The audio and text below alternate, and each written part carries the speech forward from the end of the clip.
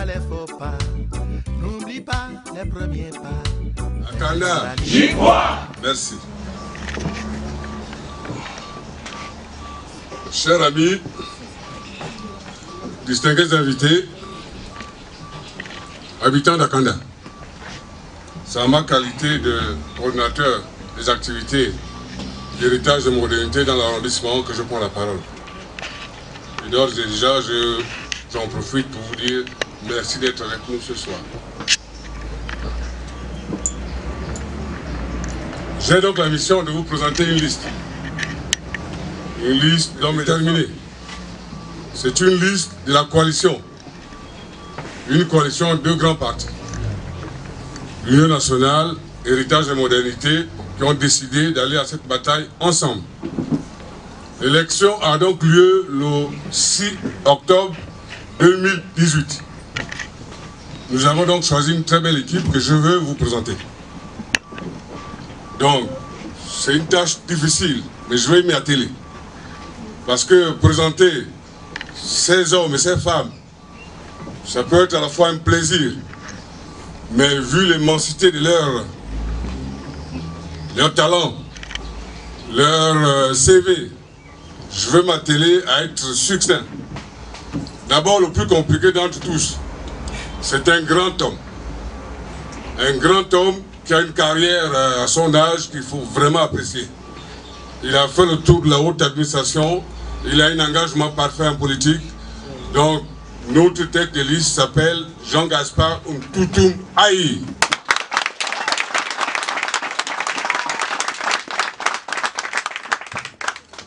C'est un militant de la première heure de l'Union nationale. Tout le combat mené par ce parti, il a été au centre. Modestement, il m'est difficile de me présenter moi-même, mais mon nom c'est Nazer Moutendi Moukaka. Je suis donc deuxième sur la liste. C'est une liste à parité, hein. Il y a donc l'Union nationale et Héritage et Modernité. Après Nazer Moutendi Moukaka, il y a donc Jeanne-Marie Douna Depeno.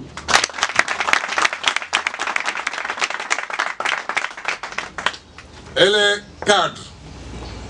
Elle est dans le groupe. Celle qui nous appelle à regarder toujours dans la bonne direction. Je vous prends l'applaudissement encore pour elle. Après Jeanne-Marie Douna Depeno, il y a donc Audrey Nzengi.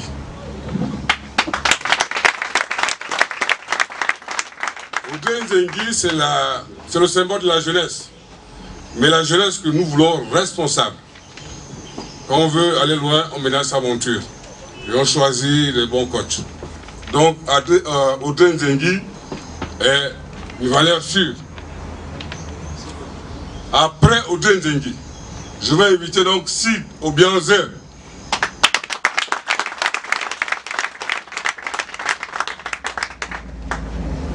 Chaque organisation a des cerveaux, des hommes de l'ombre. Sid Obianze fait partie de ceux-là. Je ne veux pas tout vous dire. Je vais vous laisser le temps de découvrir. Mais je veux qu'on applaudisse encore pour Sid Obianze.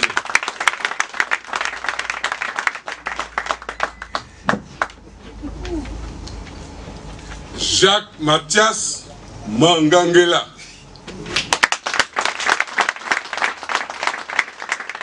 Peu de mots, hein? C'est l'avenir. C'est l'avenir. Merci Mathias. Il y a donc Patrice Bivege Biefoi.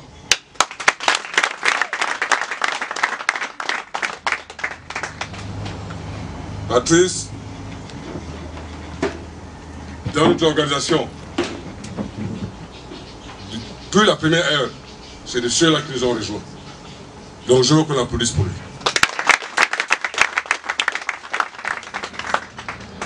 Orphée Miko.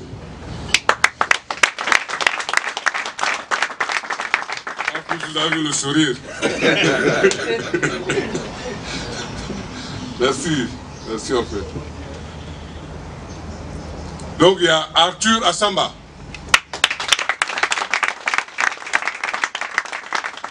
C'est le genre, il n'accepte rien avant que tout soit épuisé. Les débats, les discussions, on va en avoir tout à l'heure. Merci Arthur. Donc, Sylvestre Abessolo.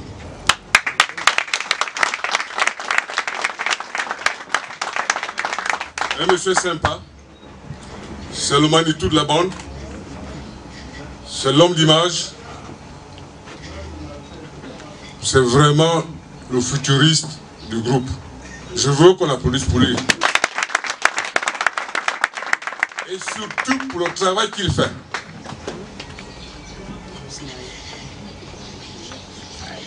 Herman Djembine. Il s'est excusé. Mais je veux qu'on applaudisse pour lui.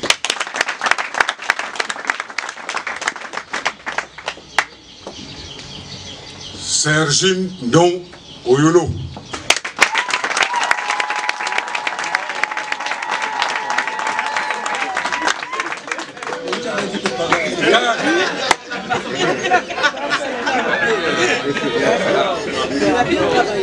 Voilà.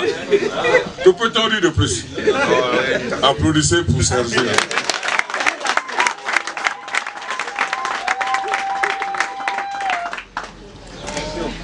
Il y a donc Robert et Soenang.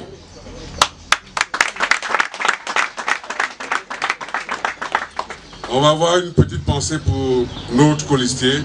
Il est du côté de Makoko. Il a une petite souffrance. Il a un deuil. Il vient de perdre la mère de ses enfants. Je veux qu'ensemble ici, on ait une pensée pour sa souffrance, sa douleur. Je vous remercie.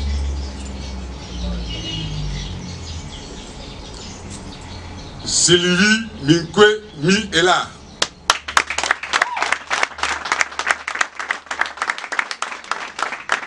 Vous ne la louperez pas si vous faites un tour au Cap Caravane.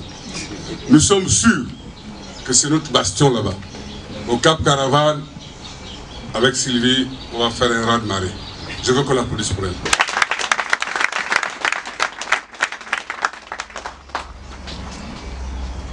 Réginald Angama.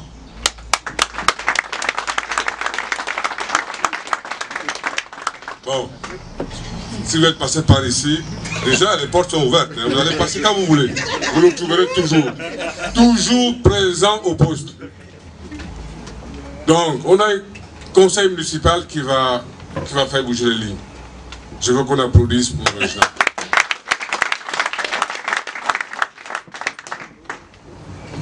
Wilfried Lambert. La jeunesse à l'état pur. J'aime bien ce petit-là parce que il nous aide à avancer dans nos discussions, dans nos échanges. Et je veux qu'on applaudisse encore pour lui.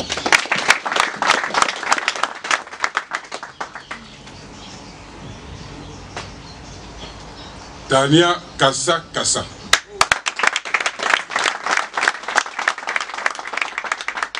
Merci Tania. Elle a toujours été là.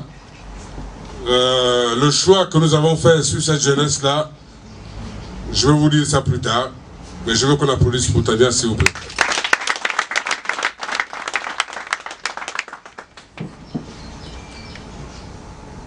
Lydia Tole Eya.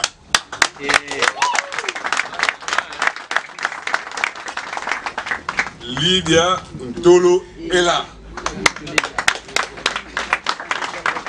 Désolé Lydia. C'est la com. Celle qui vous aide, de là où vous êtes, à savoir ce que nous faisons. C'est elle. Encore merci Lydia.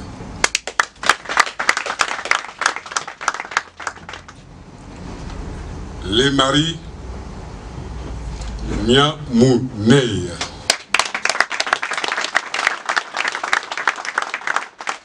J'ai un problème avec son nom de famille. Mais désolé chérie, j'ai fait ce que j'ai pu. Je veux qu'on applaudisse pour les maris.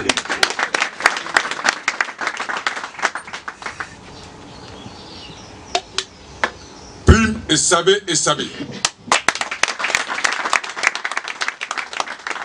Technocrate la première heure. C'est l'homme des dossiers. Aucun dossier ne l'échappe à lui. Je veux qu'on applaudisse pour lui.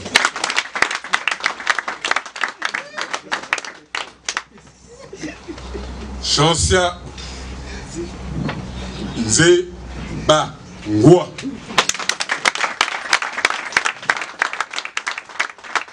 Merci Chansia pour ce que tu fais. Alain Kassar.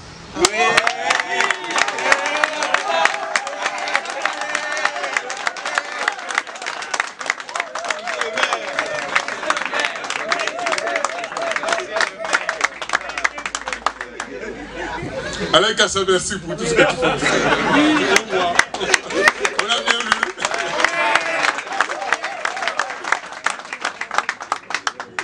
vu. Cédric Aïpissam. Bravo Cédric, bravo. Bravo et merci pour ce que tu fais. Gaël Mba Andan. Il me faut dire qu'elle s'excuse. Et qu'elle n'a pas pu être avec nous, mais de cœur elle est là. Germaine Doukaga. Bravo Germaine, bravo. Je veux qu'on applaudisse encore pour Germaine.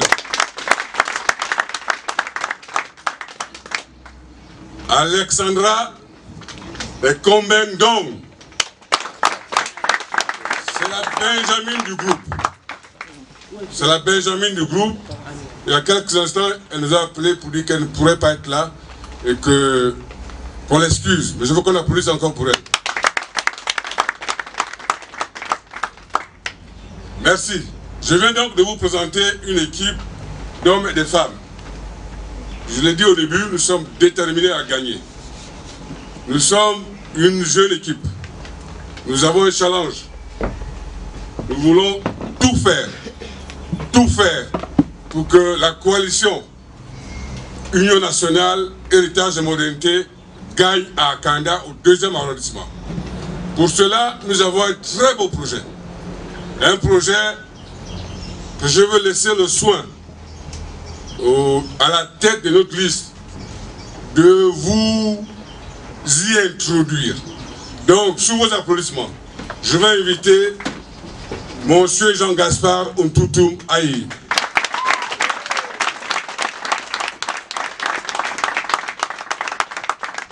Merci Nazer pour ces mots gentils à l'endroit des uns et des autres. Avant de prendre réellement mon propos, je me disais tout à l'heure assis là que alors que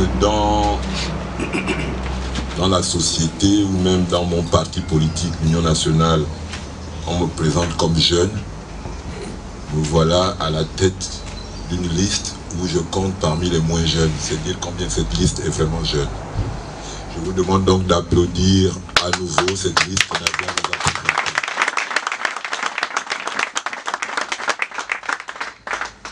Comme Nazer a dit que c'est maintenant comme ça qu'on doit faire, je vais vous demander donc de répéter après moi. Akanda, j'y crois. Akanda, j'y crois. Merci à vous. Akandé, mes chers amis, mes chers compatriotes, je vous remercie d'être venus ici à notre QG à Volbam. Je vous remercie d'avoir pris de votre temps pour venir nous écouter et discuter avec nous.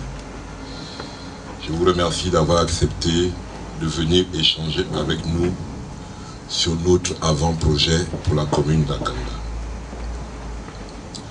Je sais, pour l'avoir entendu autour de moi, que cet exercice n'est pas habituel. Et cela à 2 titres. Il n'est pas habituel de présenter un projet de développement local pour une élection municipale dans notre pays. On distribue autant que sa poche le peu des dons et on attend d'être élu en fonction de cela. Il est même inhabituel de présenter un avant-projet et prendre le risque de le soumettre à la critique et au regard de ses concitoyens. Nous prenons ce risque parce que nous pensons que ce projet, c'est notre projet à tous et que c'est ensemble que nous devons le finaliser, même si nous en avons rédigé les premières épreuves. Mais notre liste Akanda J'y crois, portée par la coalition Rassemblement, Héritage et Modernité et Union nationale, s'inscrit résolument dans une démarche participative. Et en ce samedi après-midi, je ne vous dirai jamais assez merci d'être venu participer à cet exercice que nous voulons citoyen. Akanda, notre commune, connaît la plus forte croissance démographique de notre pays. Il y a 25 ans, en 1993, moins de 5000 personnes résidaient dans cet espace géographique. En 25 ans, la population a été multipliée par 8. Lors du recensement de 2013, Akanda était la 10e commune du Gabon par la population, avec 34 548 habitants. Aujourd'hui, sa population est estimée à plus de 40 000 personnes. Et les démographes pensent que dans 20 ans, il y aura plus de 100 000 personnes qui vivront à Akanda. Il existe un Akanda rural et un Akanda urbain. C'est pour cela que j'ai du mal à dire la ville d'Akanda. Je parle plus de la commune d'Akanda. En plus des populations autochtones dont il est difficile de dater l'installation, la partie rurale de notre commune est habitée par des populations venues de l'ensemble du pays et qui s'y sont établies dans les années 70 pour cultiver la terre. La partie urbaine d'Akanda est quant à elle constituée de populations venues d'un Libreville qui, faute d'espace du fait de la carence de l'aménagement urbain, ne pouvait plus contenir l'accroissement de sa population. Akanda, c'est le quartier aisé de la Sablière, où résident les ambassadeurs des États-Unis, d'Italie, d'Allemagne, de Corée du Sud, etc. Au quartier, on dira, c'est la ville des riches. Mais Akanda, c'est aussi Angonje Centre, Bolokobwe, Kubu Kubu et Malibé.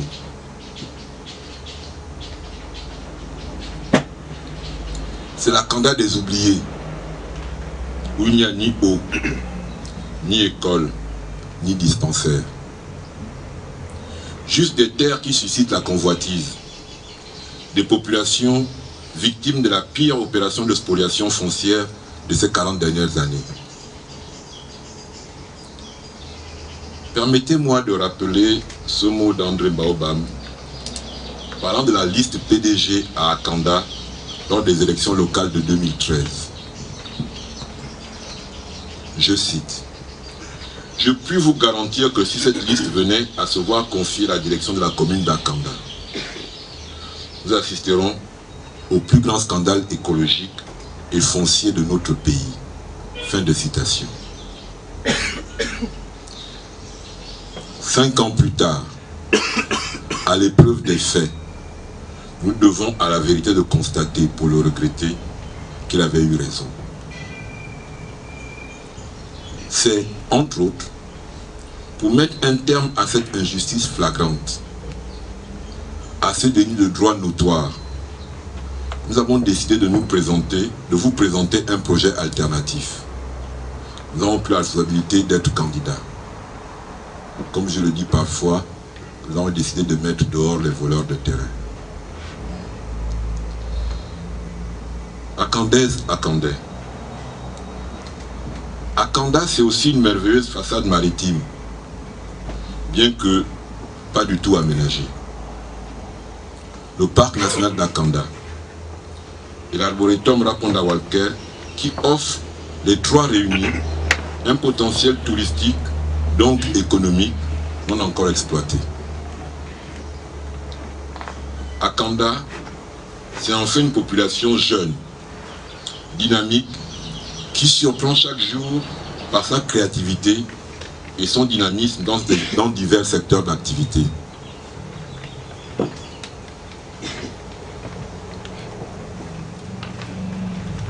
Akanda, c'est la commune oubliée des services publics. Aucun bureau de poste pour 40 000 habitants. Vous ne pouvez pas écrire boîte postale XXX Akanda. Vous en êtes encore à écrire boîte postale YYY Libreville. Un désert médical, malgré la présence de ce CHU, devenu subitement un hôpital militaire. Akanda, c'est cette commune où plus d'un enfant sur deux est scolarisé à l'extérieur de la commune, faute d'école. Akanda, à Akanda, la CNAMGS est absente. Les sapeurs-pompiers sont absents. La sécurité publique, c'est-à-dire la gendarmerie et la police, sont quasi inexistants. Face à un tel constat, nous devons envisager l'avenir de manière globale. Notre capital humain doit œuvrer à la valorisation de notre potentiel naturel. Nous devons moderniser la gouvernance locale, celle de notre commune. Autrement dit, nous devons faciliter la coordination entre les acteurs de terrain en vue de résoudre les problèmes qui se posent à notre commune. Nous devons rompre avec un certain passé en construisant de nouvelles relations entre l'administration et les administrés, les populations et la municipalité. Notre démarche vise à faire converger les intérêts individuels vers un intérêt partagé par l'ensemble de notre communauté. Toute notre réflexion s'inscrit dans la défense et la promotion de l'intérêt général. C'est-à-dire un intérêt spécifique à la collectivité et qui transcende nos petits intérêts individuels. Si nous l'affirmons ici, c'est parce que nous sommes convaincus que la mission première d'une équipe municipale est de rendre possible le confort individuel de tous. Je l'ai dit ici même il y a 3 jours. Nous, responsables politiques, devons nous obliger à hisser le débat politique au niveau des attentes de nos concitoyens. Nous devons redonner confiance en le Gabon, confiance en ses forces, confiance en son avenir, confiance en sa jeunesse, mais surtout confiance en ses dirigeants. Parce que ce qui compte à la fin, ce n'est pas notre succès, bien qu'il soit nécessaire. C'est la victoire du Gabon. Et ici, ce qui compte, c'est la victoire d'Akanda. L'intérêt général et la confiance seront au fondement de notre gouvernance. Au service des Akandaises et Akandais, nous entendons favoriser une gestion saine, conforme aux standards internationaux en matière d'éthique et de responsabilité sociale. Dans l'ensemble des processus, comme dans la prise de décision, nous devons agir dans un souci d'équité, d'indépendance et de transparence. Dans l'embauche du personnel, la promotion au sein de l'administration municipale ou l'attribution des marchés publics, nous devons tenir compte des couches les plus vulnérables de la population, notamment les femmes, les jeunes ou les personnes à mobilité réduite. Devenus conseillers municipaux, nous laisserons à l'administration de la commune la responsabilité de la gestion quotidienne. Il est inenvisageable que l'un de nous puisse être à la fois ordonnateur et payeur. Les caisses d'argent dans les bureaux, c'est fini. L'argent, il est au trésor public. Je puis vous le dire et vous l'assurer. Avec nous, les Akandaises et Akandais auront le droit de savoir comment fonctionne leur mairie et quel usage sera fait des ressources mises à la disposition de la municipalité. Le police de comportement déviant. Je le dis parce que nous devrons absolument maintenir le lien de confiance avec les populations. Nous mettrons un terme à la culture et au culte du secret dans la gestion des affaires de notre cité.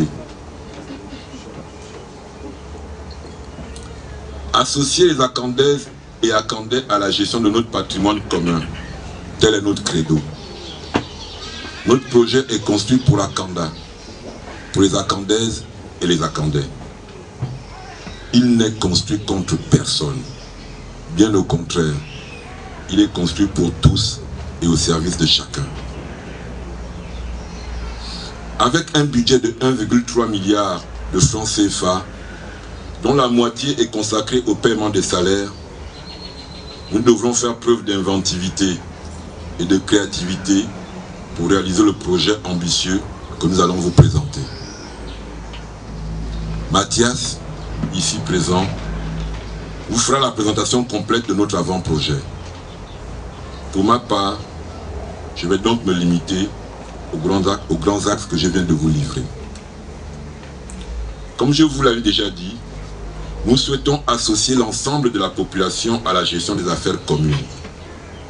Nous sommes déterminés à rompre avec les égarements actuels que chacun peut constater et regretter. Nous mettrons en place une gouvernance dynamique, participative et plurielle.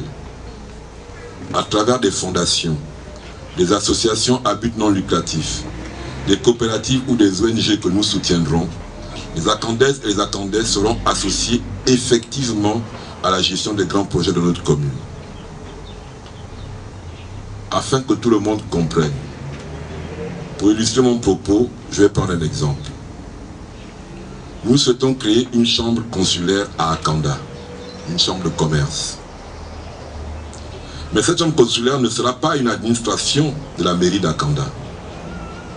La chambre consulaire aura une personnalité juridique autonome, distincte de la municipalité, et sera gérée par les entrepreneurs d'Akanda eux-mêmes. Parce que ce sont les entrepreneurs qui disposent de la compétence et de la capacité pour animer cette chambre consulaire au service du dynamisme économique de la commune. Une chambre de commerce est dirigée par les entrepreneurs. Elle n'est pas dirigée par la mairie ou par l'État. C'est ce que nous comptons faire. Au besoin, la mairie pourra siéger à son conseil d'administration. Mais ça se limitera uniquement à cela. Mesdames et messieurs, merci encore de vous être joints à nous pour venir débattre de notre projet et l'enrichir. Je souhaite que nos échanges soient libres et riches. Dans cet exercice, personne ne détient la vérité. Personne n'a raison. Personne n'a tort. N'hésitez pas le moment venu à apporter votre contribution, à poser les questions qui vous viennent à l'esprit pour mieux comprendre ce que nous souhaitons vous proposer, ce que nous voulons vous présenter. Ici, dans ce QG qui est notre maison commune, nous sommes dans une agora, une assemblée où on discute. C'est une des raisons pour lesquelles, plutôt que de prendre une tente, nous avons construit ce qui peut ressembler à un banja. Nous y sommes tous égaux dans notre droit à nous exprimer et exprimer notre point de vue. Parce que, comme le disait Nazaire, à Kanda, nous y croyons. Je vous remercie.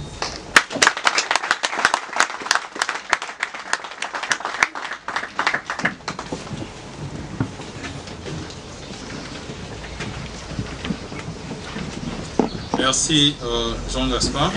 Nous allons maintenant entamer le deuxième objectif, qui est celui de la présentation du projet. Jean-Gaspard, dans son propos, nous a donné les grandes lignes. Je vais faire place à Mathias pour aller dans les détails du projet. Il prendra à peu près une vingtaine de minutes pour le faire. Après, nous aurons une pause café où les uns et les autres seront amenés à faire plus ample connaissance. Mathias.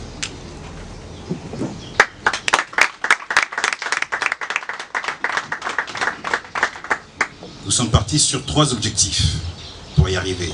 Premièrement, améliorer significativement le quotidien des citoyens. Deuxièmement, préparer l'avenir. Et enfin, créer une commune audacieuse, moderne et solidaire. Ce qui nous a permis de sortir un avant-projet ambitieux à travers ces objectifs, mais réaliste à travers les constats que nous partageons tous. C'est un avant-projet vert, car durable, mettant en avant l'humain et la nature. Et c'est aussi un avant-projet technologique à travers la qualité des objectifs que nous avons élaborés dans l'avant-projet, mais également à travers le concept de ville intelligente. L'avant-projet de développement de la commune d'Akanda se déroule en 4 temps. Nous avons l'objectif et la volonté de mettre en place une méthode originale et inédite de gestion de la ville, à travers une méthode donc de gestion collégiale et participative, dont l'objet premier sera d'améliorer notre espace commun pour construire une économie locale réelle et innovante, afin de développer une solidarité communale. Le premier objectif de gestion collégiale et participative consistera à rapprocher les citoyens de la municipalité à travers une information instantanée, encourager la participation citoyenne avec des amendements citoyens ou des débats publics, notamment pour les projets qui seront emmenés en amont pour les citoyens. Nous développerons un Open Data de la mairie qui permettra à chaque citoyen d'avoir les plans de la ville, les plans de développement de la ville, les décisions, les budgets de la commune. Enfin, nous développerons également des services numériques qui permettront de maximiser le temps de chacun, citoyen comme opérateur, dans sa vie de tous les jours. Enfin, la gestion collégiale et participative de la ville que nous voulons mettre en place déléguera aux citoyens certaines activités comme la gestion des cimetières ou de l'office du tourisme. L'objectif d'améliorer notre espace commun s'articulera en 6 points. Développer les services publics, l'éducation, la sécurité, les sports et culture, la santé et les équipements. Concernant le point sur l'éducation, nous veillerons à la construction d'écoles publiques ou à leur réhabilitation. Nous renforcerons la qualité des structures publiques avec l'établissement d'infirmeries, de salles numériques et d'information, ou encore de sanitaires en état. Nous ferons du lycée public d'Akanda une référence nationale, afin notamment d'éviter la migration matinale de tous les jours. Nous aiderons les structures privées qui pallient les carences de l'État, et l'éducation nationale en particulier, concernant l'éducation de nos fils et petits frères, petites sœurs d'Akanda. Enfin, en fonction des ressources financières de la mairie, nous envisagerons une aide financière pour les enfants défavorisés d'Akanda afin de rapprocher leur lieu d'habitation de leur lieu d'apprentissage. En termes d'équipement, nous commanderons une étude globale des bassins versants et des eaux à Akanda afin de résoudre totalement le problème. Nous solliciterons notre député afin d'inscrire dans le budget national le montant des études et les infrastructures pour y arriver. Nous réfléchirons à la solution de l'eau potable à Akanda en utilisant notamment les ressources naturelles que notre commune dispose, notamment donc l'eau. Nous ferons en sorte que le cadre urbain à Akanda soit un cadre développé en smart code et un cadre intransigeant quant au respect des lois. Enfin, pour la planification, nous ferons une étude d'occupation des sols qui permettra de voir plus loin dans le développement des programmes d'habitat, des programmes d'activité économique, etc. dans la ville. Nous veillerons à faire que l'éclairage public soit une réalité dans Akanda afin de permettre la circulation des habitants et des moyens de locomotion et afin de limiter l'insécurité. Nous nous engageons à entretenir les routes. Enfin, nous développerons un transport intracité qui sera durable. Nous réfléchirons à l'établissement d'un centre de traitement des ordures. Nous réfléchirons également et nous construirons un cimetière municipal pour rapprocher les lieux de vie des lieux de sépulture. Enfin, en analysant les habitudes de consommation dans la ville, nous proposons un ou plusieurs marchés permanents ou temporaires dans la ville. Améliorer notre espace commun consistera également en termes de santé, à veiller à la construction des dispensaires et à favoriser le développement des cabinets médicaux, notamment en termes de spécialité. Cela consistera en termes de sécurité à développer une police de proximité, de nuit et de jour dans Akanda, et de favoriser, ou de demander plutôt, l'installation d'une base, voire des bases de pompiers à Akanda, pour lutter contre les insécurités, les incendies, etc. En termes de sport et culture, nous nous engageons à construire un centre culturel à Kanda, digne de ce nom. Nous développerons un espace d'exposition qui pourra faire l'objet d'un festival annuel que nous déciderons ensemble. Nous développerons des plateaux sportifs ici et là dans Akanda. Et enfin, nous favoriserons la découverte de la faune et la flore de notre commune. En améliorant notre espace commun, nous pourrons construire une économie locale, réelle et innovante, en axant notre programme sur des activités spécifiques comme l'économie agricole. Nous nous engagerons à ce que 100% des produits consommés à Kanda soient produits à Kanda. Nous développerons l'économie touristique à Kanda en aménageant notamment les plages. L'économie de la pêche et des produits de la mer seront également une priorité, avec l'objectif de développement d'un port local à taille humaine pour les pêcheurs. En termes de promotion immobilière, nous veillerons à la qualité des programmes. Les marchés publics de la mairie seront attribués, dans la mesure du possible, exclusivement aux entreprises akandaises. Et nous nous engageons à faire leur promotion dans Akanda pour les Akandais et hors Akanda. Enfin, en termes de pari sur l'avenir, nous proposons de créer une zone spécifique qui accueillera des industries de haute technologie telles que le numérique, l'électronique, l'agro-industrie, les cosmétiques ou encore l'énergie solaire. Enfin, une fois l'économie d'Akanda réelle et innovante, nous pourrons nous atteler à développer la solidarité dans la commune, en favorisant le pouvoir d'achat, notamment en multipliant les services publics en qualité et des services publics peu chers. Nous favorisons la mixité sociale dans Akanda et nous nous protégerons et sécuriserons le foncier. En conclusion, je dirais que l'avant-projet qu'on a développé est un avant-projet ambitieux, réaliste, vert, car durable et enfin technologique. Tout simplement parce que Akanda. J'y crois. Merci.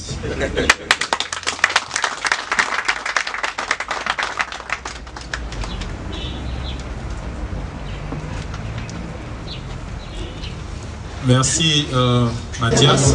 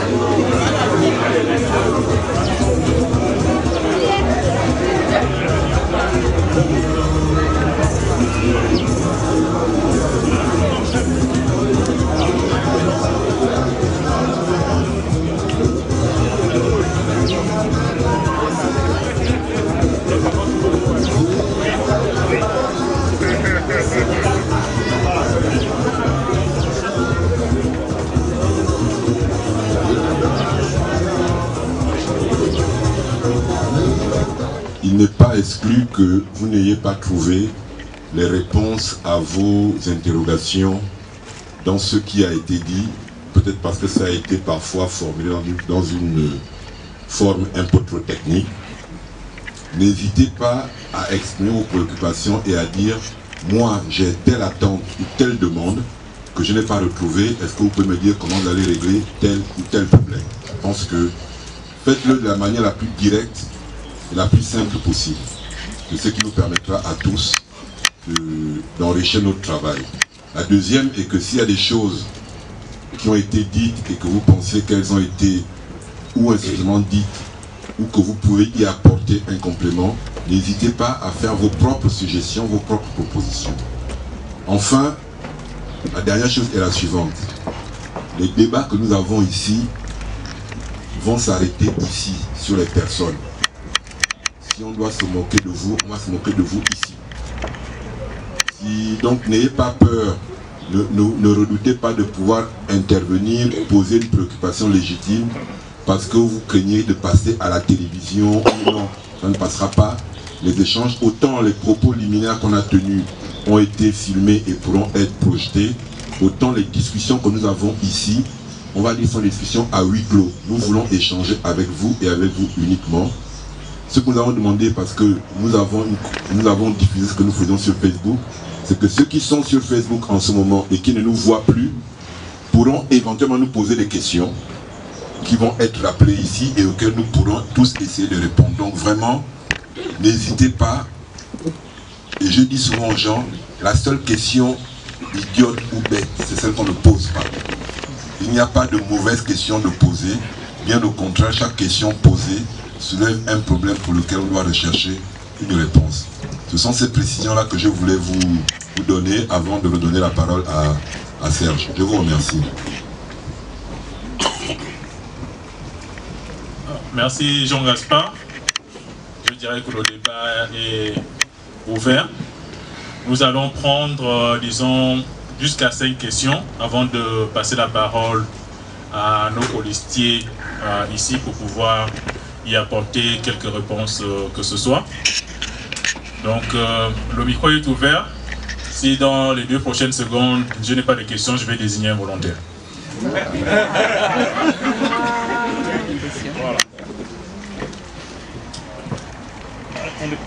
Je viens vers vous.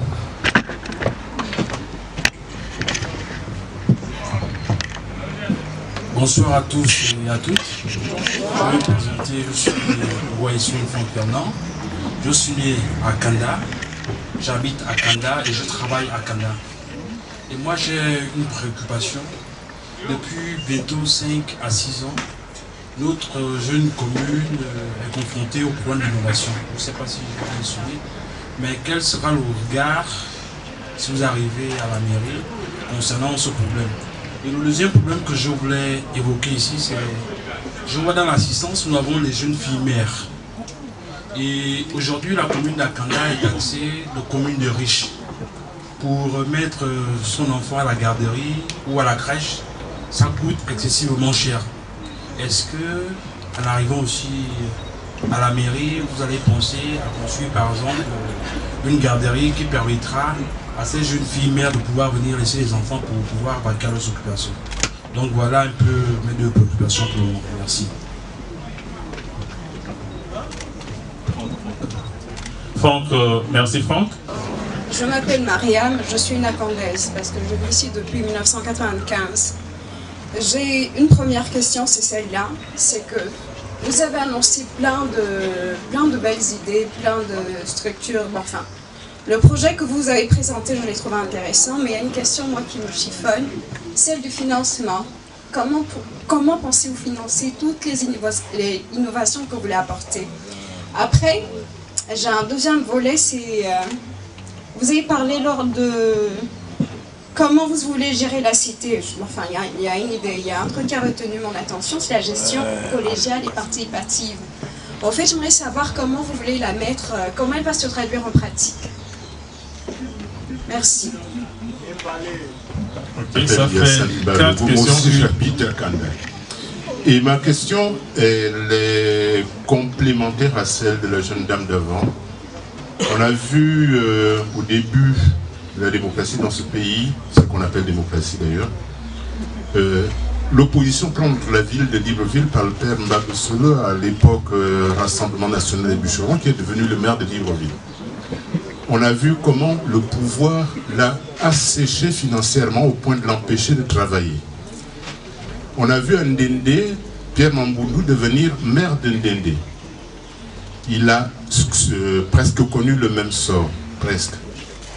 La tentation dans les deux cas a été de créer de nouveaux impôts. Des impôts que les locaux ne pouvaient pas payer. Alors, moi, je ne suis pas pessimiste. C'est une question que je me pose et que je vous pose. Comment on va faire pour éviter que, prenant le contrôle de la mairie d'Akanda, de la municipalité d'Akanda, on puisse travailler sans que l'État ne nous assèche? Merci. Merci à vous. Donc, nous allons sortir sans que l'État ne nous assèche. Donc, qui veut prendre la parole? Jean-Gaspard? Ok, merci. Je vais essayer de répondre et puis mes amis compléteront. Sur la question des inondations, les questions que Franck a posées, il y a un partage de compétences entre l'État et les collectivités locales. Les collectivités locales s'occupent des questions quotidiennes et de proximité. L'État s'occupe des grands sujets. C'est une première chose. La deuxième chose est que c'est l'État qui a les gros moyens et que les collectivités ont les petits moyens. Nous devons à la vérité de dire que la mairie d'Akanda ne peut pas régler la question des inondations à Akanda. La mairie d'Akanda ne pourra pas le faire. Ni maintenant, ni dans 5 ans, ni dans 10 ans. Venir vous le dire, ce serait faux. Et voilà pourquoi je dis que s'il y a des choses qui ont été imparfaitement dites, il faudrait les poser, et je suis content que vous ayez posé cette question. Mathias l'a survolé dans son propos quand il n'y a pas des inondations. Ce que la mairie d'Akanda va demander, c'est que l'État inscrit dans son budget une étude sur les inondations à Akanda. Ce que nous faisons ici ressemble à cela. On ne peut pas aller gérer une commune si on n'y a pas réfléchi avant. Il faut d'abord qu'on puisse comprendre pourquoi est-ce qu'il y a des inondations à Akanda. Chacun de nous a sa petite idée dessus, mais il y a besoin dans un premier temps qu'on trouve la réponse à la question des inondations à Akanda. Pourquoi quand il pleut à Akanda, ça s'inonde?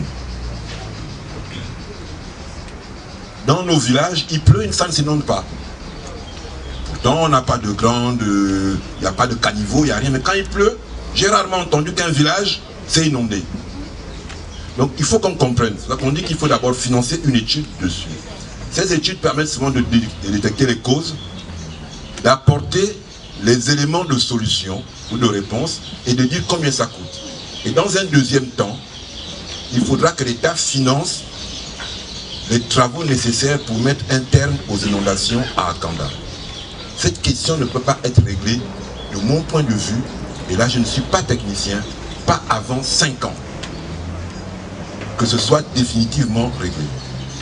Il se trouve par hasard que moi je suis candidat aux élections législatives, et il est clair pour moi que si j'arrive à l'Assemblée, ils ne vont pas respirer tant qu'ils n'auront pas voté les budgets pour traiter la question des inondations à Akanda. Ça c'est clair. Ils ne vont pas respirer. Je disais un jour à une causerie, s'il faut que je dise aux gens d'Akanda, on va aller à pied jusqu'à l'Assemblée nationale pour qu'ils nous donnent les budgets pour traiter la question des inondations, mais on va obliger l'État à dire que nous ne pouvons pas avoir construit nos maisons pour qu'elles s'inondent tous les jours pour qu'on perde tous nos biens.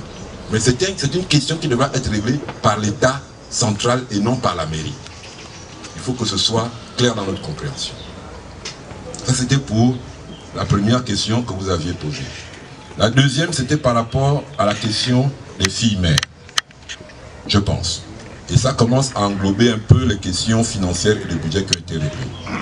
Je le disais dans mon propos, la mairie d'Akanda, en 2018, le budget qu'ils ont voté, c'est 1 300 000. 1 milliard 300 millions, pour moi. De ma petite expérience, ça va finir par 800 millions. Parce qu'ils n'auront pas toutes les recettes qu'ils ont prévues. Là-dedans, les salaires, c'est 700 millions. Donc il ne reste pas grand-chose. Venir vous dire, je vais construire ça, ça, ça, ça, ça, à ce stade-ci, ce n'est pas la réalité. Mais nous avons conscience de ce qu'il y a un problème, au-delà des filles mères, il y a une absence d'offres d'établissement scolaire à Akanda. Que ce soit le pré-primaire ou le primaire, il y a un vrai problème. Là aussi, c'est l'État qui construit les écoles. Donc il va falloir qu'on se batte pour que l'État construise des écoles. Mais à court terme, l'une des idées que nous voulons valoriser, et c'est dans le projet, quand à un moment donné, à la fin, sur la solidarité, il parlait d'aide financière pour l'école, c'était de dire qu'au fond, il existe à Akanda des établissements privés, mais dont le coût n'est pas à la portée de toutes les familles. La mairie pourrait commencer à court terme à essayer de trouver le moyen de s'entendre avec ces écoles privées pour pouvoir scolariser dans ces écoles les enfants dont les parents n'ont pas les moyens de financer la scolarité. Je vais prendre un exemple comme ça théorique parce que vous allez m'excuser, mon dernier enfant a 16 ans, donc je n'ai plus d'enfant au pré-primaire. Je ne connais plus les prix. À mon époque, ça ne coûtait pas grand-chose. Ça a dû augmenter plus de 10 ans après. Mais si, par exemple, l'école coûte 50 000 par mois, l'établissement peut nous faire la faveur de dire, bon, comme c'est pour la mairie, je vais vous faire ça à 30 000. Et dans les 30 000, la mairie peut dire à la mère, écoute, est-ce que tu peux faire un effort pour payer 10 000? Et nous, au niveau de la mairie, on va payer 20 000. Ça permettra à la mère de scolariser son enfant non loin de la maison et dans une école où d'autres enfants apprennent. Ce sont des réponses comme ça à court terme qu'on doit essayer de trouver. Parce que même si on avait les moyens pour construire une école aujourd'hui, pour l'année scolaire là, c'est mort. Donc il faut quand même trouver des solutions de court terme avant d'avoir des réponses structurelles qui veulent dire que, moi je dis souvent aux gens, moi je suis né à Montagne Sainte, mon école c'était en haut de la colline, c'est-à-dire que c'était à moins de 300 mètres. Quand on sifflait à l'école, on pouvait courir et y aller. J'aimerais qu'à Akanda, chaque enfant ait une école pas loin de chez lui, et puis qu'il n'ait pas besoin de faire 3 km, 10 km pour aller à l'école. Mais ça, on n'aura pas ça tout de suite. À court terme, il faudra qu'on trouve des solutions qui aident les parents à scolariser leurs enfants. C'est Marianne, hein, je crois. Marianne, oui.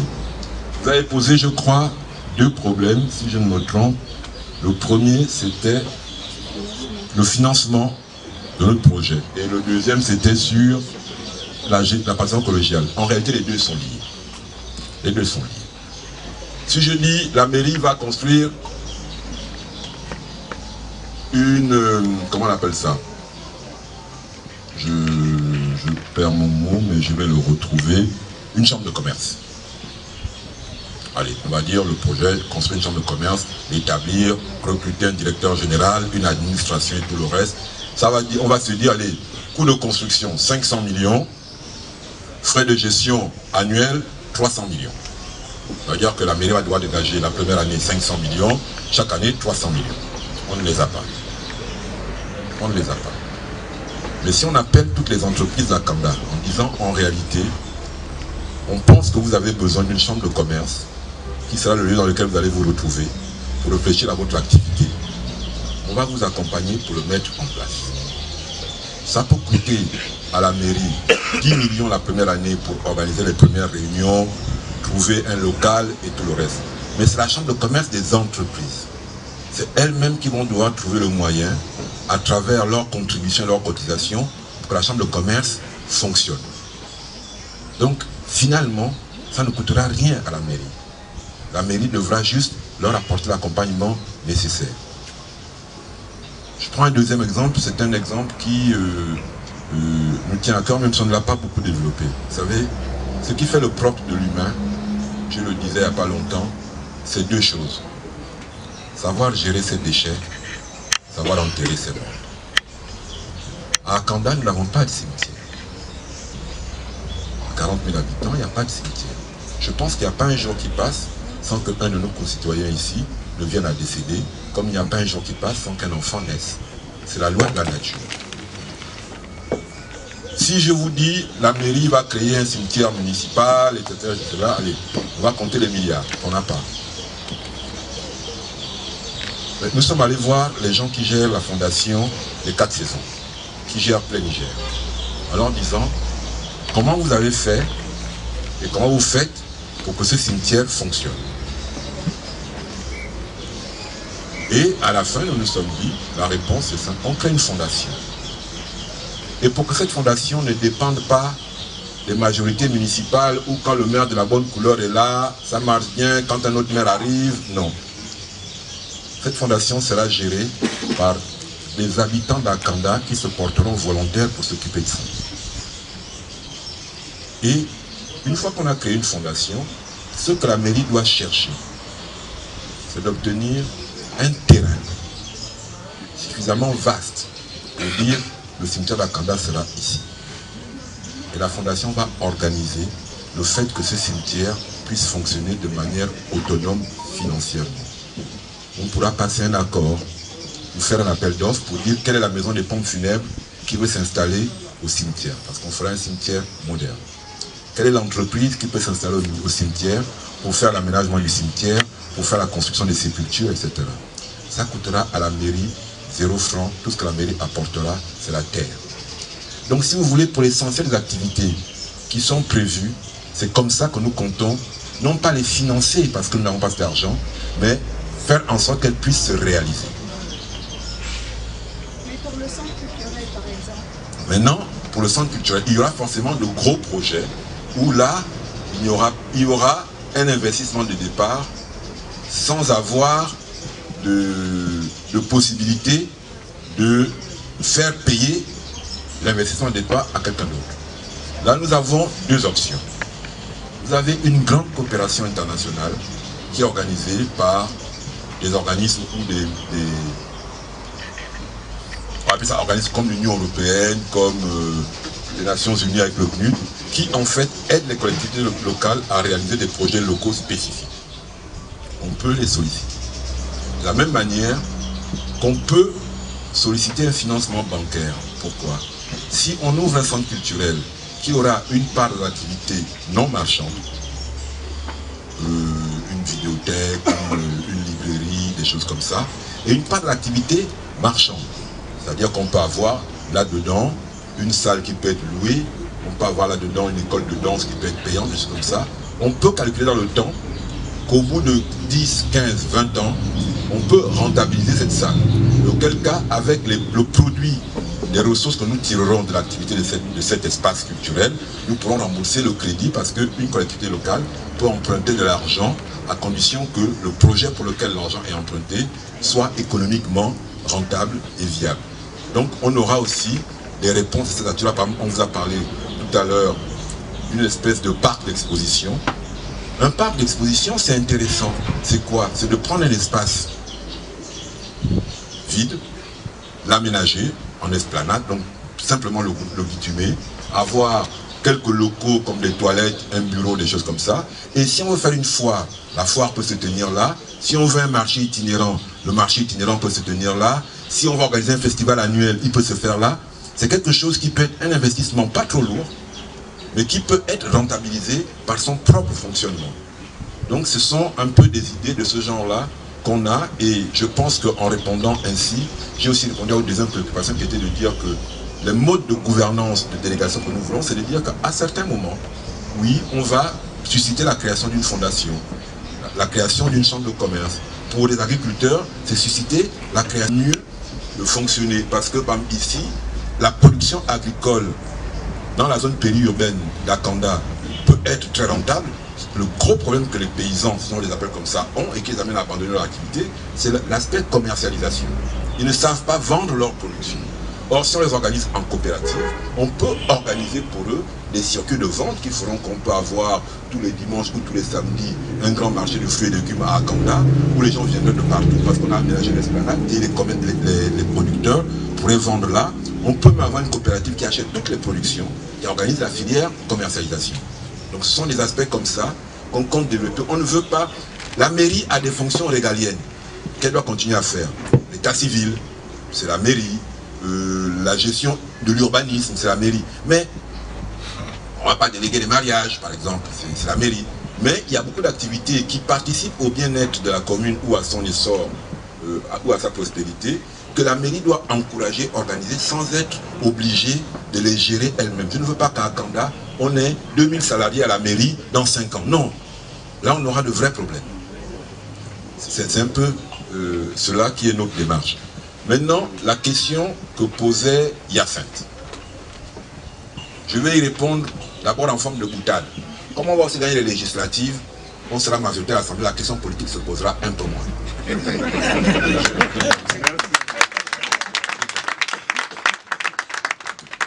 Mais plus sérieusement, je l'ai un peu dans mon propos, la gestion d'Akanda, la gestion de la commune, ce n'est pas la gestion de Jean Gaspard ou de Nazaire ou de Jeanne-Marie ou d'un des colistiers. C'est pour tout le monde. Si quelqu'un, quelque part, pense que, comme c'est la liste, Akanda, j'y crois, qui a la majorité, je vais pourrir la vie aux gens d'Akanda. Les pauvres, ils payent pour rien. La modernité dans un pays, c'est de dire, il y a des gens à qui leurs concitoyens ont confié la gestion de la collectivité. Nous devons nous donner les moyens pour qu'ils travaillent correctement. Quand on aura la commune d'ici, même le maire là, ce sera un de nos administrés, même ses aloris. Et on va le traiter comme on traite tous les gens d'Akanda. On ne va pas dire qu'il y a un Akanda des opposants pédégistes et un Akanda de la majorité coalition. Non. Nous avons une charge ou une responsabilité qu'on nous confie, nous devons l'assumer. De la même manière, nous entendons que l'État n'empêche pas à une collectivité locale de fonctionner au motif qu'elle n'est pas du même bord politique que le gouvernement. C'est inadmissible. C'est inadmissible. Et ça ne prospère pas. De la même manière, et pour poursuivre, nous n'avons pas encore regardé de très près la question fiscale. Parce que, au niveau de la fiscalité locale, les choses ne sont pas très claires. Mais moi, j'ai une vraie interrogation, je peux l'exprimer ici, pour laquelle on n'a pas encore de réponse. La fiscalité des collectivités locales pèse sur l'activité des collectivités locales. C'est-à-dire, en réalité, sur les quelques rares entreprises et commerces qui sont installés dans la collectivité. Ce sont eux qui, en fait, subissent la pression fiscale au niveau local. Si on est à Ovendo, ou bien dans une commune comme Mwanda, ou comme Gamba, où il y a de grosses entreprises qui, par la faible fiscalité locale qu'elles perçoivent, peuvent financer la collectivité, oui, moi je peux vous dire, Gamba avait des budgets, moi je me rappelle, de 4 milliards, 5 milliards. Ils n'arrivaient même pas à consommer leur budget parce que Shell était installé à Gamba et les ressources, la part des ressources pétrolières qui partaient à Gamba suffisait à faire en sorte que Gamba n'avait pas besoin d'eux. Mais Akanda, pour l'instant, est majoritairement une commune résidentielle. Mes amis parfois parlent de ville dortoir. Et on a un essor nouveau et un peu lent de l'activité économique des entreprises. Nous devons réfléchir à voir dans quelle mesure on peut transférer une partie de l'effort des entreprises vers les ménages. Parce que en plus, entre demander 100 000 à 10 personnes, c'est-à-dire à 10 entreprises pour avoir 1 million, alors que vous pouvez demander à 10 000 personnes 1000 francs et avoir 10 millions, il faut qu'on y réfléchisse un peu. On peut demander très peu aux ménages, à Akanda, et obtenir plus de ressources. Pour l'instant, c'est une réflexion parce qu'il nous faut regarder maintenant ce qui, légalement, par rapport à la fiscalité des collectivités locales, serait possible. Mais si c'est possible, ça devrait permettre à la commune de régler. Bon, tout le monde aujourd'hui voit et subit le scandale des ordures ménagères, qui lui peut être réglé rapidement par une collectivité. Encore faut-il qu'elle ait les moyens. Qu'elle s'en donne les moyens. Donc c'est un peu ces questions-là auxquelles par contre on devra, une fois en situation, réfléchir rapidement pour apporter des réponses. Mais il ne faut pas que les gens ici croient qu'on va venir augmenter les impôts. Il y a peu de chance. Il y a encore un potentiel fiscal suffisamment riche pour qu'on n'augmente pas les impôts ici. Merci.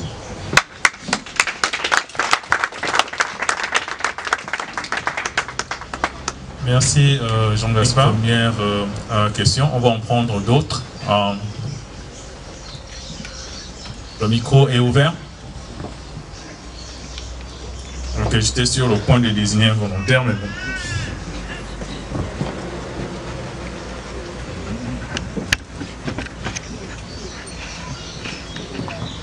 Bonsoir. Monsieur Mandéboué Patrick. Alors, ça se rapporte un peu aux deux dernières questions. C'était sur le plan de financement de vos nombreux projets. Donc j'ai retenu ici le tourisme, la pêche, l'énergie solaire, la voirie, le cimetière, l'école, les dispensaires, les pompiers, les routes, l'habitat, l'éclairage public. Alors, Monsieur Jean-Gaspard nous a dit tout à l'heure qu'il y a des travaux qui ne peuvent pas être effectués par la mairie. Donc d'autres sont conditionnés par, on va dire, par l'État, parce que l'État pourrait faire ou ne pas faire. Alors, ce que nous, habitants d'Akanda, voulons savoir, qu'est-ce que la mairie peut faire? C'est-à-dire, si nous nous contentons du maire, nous sommes à la mairie d'Akanda, sur tout ce qui a été cité, qu'est-ce que la mairie peut faire réellement? Est-ce que le projet n'est pas trop ambitieux? Est-ce qu'il est réaliste? Donc, essayez de nous dire clairement, à court terme, si vous nous votez, la mairie pourra faire ça pour les habitants d'Akanda. Je vous remercie. Merci. La question est... Moi, je m'appelle Mbumba Emi, je reste à Sisiba. La question que je voulais poser pour nous, les femmes commerçantes, est-ce que s'ils passent à la mairie, qu'est-ce qu'il va faire pour nous, les femmes commerçantes, parce qu'on n'a pas assez de marché? Donc c'est là où je voulais poser ma question. C'est Naël Mezingo. Parlons-en des centres de traitement des déchets dont vous parlez tout à l'heure. J'aimerais savoir, vous avez parlé du centre de traitement des déchets. Il s'agit ici des produits, des déchets, consommation des ménages, des déchets organiques, des déchets spéciaux et des déchets banals. Vous avez dit tout à l'heure que vous allez organiser un centre de traitement de déchets. J'aimerais savoir comment vous allez vous y prendre pour les déchets spéciaux, parce que les cartons et les graviers, c'est des déchets banals, mais les déchets spéciaux, que feriez-vous de ça? Ok, question très technique. C'est la question de Patrick, hein, qui est de dire qu'est-ce que la mairie peut faire et qu'est-ce que la mairie ne peut pas faire. Je prends un exemple simple. La mairie peut créer la chambre de commerce et ça ne lui coûte pas un franc. Si la mairie ne le fait pas, personne ne peut le faire. Il ne faut pas penser que tout ce que la mairie peut faire doit coûter de l'argent à la mairie. La mairie peut créer un cimetière à Akanda et ça ne coûtera rien à la mairie à part un terrain. Mais si la mairie ne le fait pas, personne ne peut le faire parce que à part la mairie, personne ne peut immobiliser ici à Akanda 10 hectares de terrain par exemple pour construire un cimetière. Ça c'est la première chose. La deuxième chose, je vais vous raconter une anecdote et après on reviendra dessus. Quand j'ai eu mon deuxième fils, ma femme qui était très enjouée d'avoir son premier enfant est allée passer une journée à la plage avec sa soeur et le bébé qui avait peut-être 3 ou 4 mois.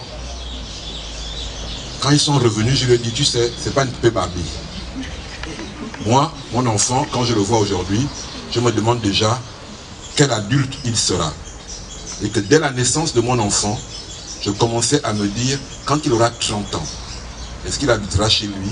Est-ce qu'il aura un travail? Parce que j'aurais participé à lui donner une éducation, une instruction, je l'aurais mis à l'école. Gardons-nous de vouloir toujours choisir les réponses de demain matin.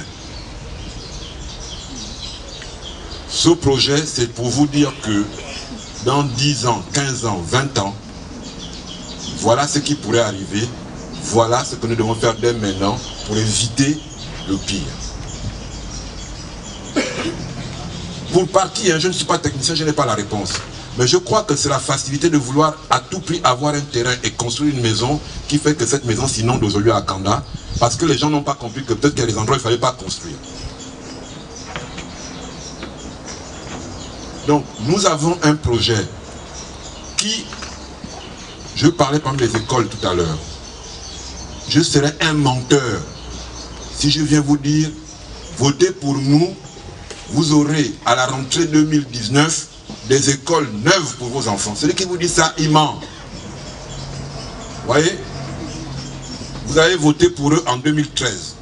C'est maintenant au moment des élections, je parle à la femme commerçante, qui sont en train de construire le marché. Donc en fait, j'ai envie de dire, c'est bon. Comme c'est aux élections qu'ils construisent les marchés, ne votez pas pour eux. Hein? C'est pas la peine parce que pendant leur mandat, ils ne vont pas construire le marché. Quand il y aura maintenant les prochaines élections, ils vont venir construire le marché pendant la campagne. Et puis, vous ne votez pas encore pour eux. Et voilà. Parce que eux, ils savent que ça va construire le marché quand il y a la campagne. Hein? C'est de ça qu'il s'agit.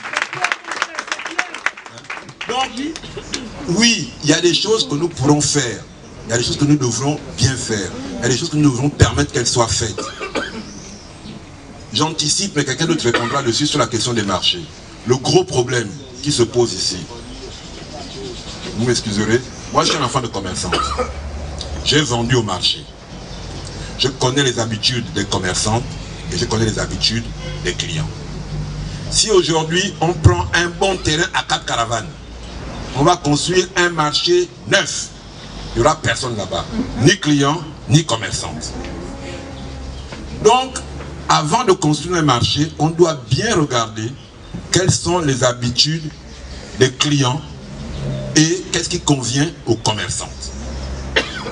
Je pense, moi, qu'Akanda aura besoin de deux types de marchés. Il faudra d'abord des marchés de proximité, où on aménage dans les différents quartiers des marchés, au fond, où on voit déjà que les commerçantes elles-mêmes se sont installées spontanément. On leur aménage l'espace pour qu'elles puissent y être confortablement installées à l'abri. Je rigole souvent en disant, vous les connaissez, vous les commerçantes, quand elle est avec leur grosse 4x4, elle est garée au bord de la route, elle monte comme ça et dit, je veux le tas de piments qui est là-bas. Donc, il faut leur donner des marchés où elles pourront dire, je veux le tas de tomates qui est là. C'est une discussion qu'on doit avoir. Après, on peut construire des marchés que j'appelle itinérants. On peut dire, bon, tous les samedis, il y a un grand marché, même dans l'esplanade du stade, où là on sait qu'il y a un grand marché qui est là, différents commerçants qui viennent de partout viennent là le samedi, la mairie aménage, ils font leur marché, à la fin de la journée, on nettoie tout et à partir de dimanche, ça reprend son activité normale. Donc, ce sont ces discussions-là qu'on doit avoir pour la question des marchés. Mais venez dire, on va construire un grand marché. Il y en a, hein, Zayon, leur grand marché, on sait ce qu'il est devenu. Je vois le marché de Louis, on a fait le marché dans un sous-sol, personne n'a voulu y aller. Voilà, même Montboué a plus de commerçants en dehors et autour du marché que dans le marché lui-même. Donc, pour construire les marchés, il faut être très prudent et éviter de venir ouvrir des gros hangars ou des gros marchés qui ne seront utilisés ni par les commerçantes, ni par leurs clients. Je vais laisser mes collègues répondre un peu sur le reste. Allô,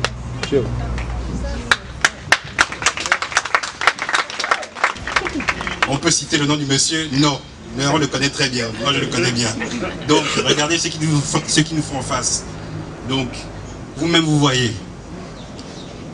Pour Naël, dans le projet, on écrit, on va réfléchir à un centre de traitement des ordures.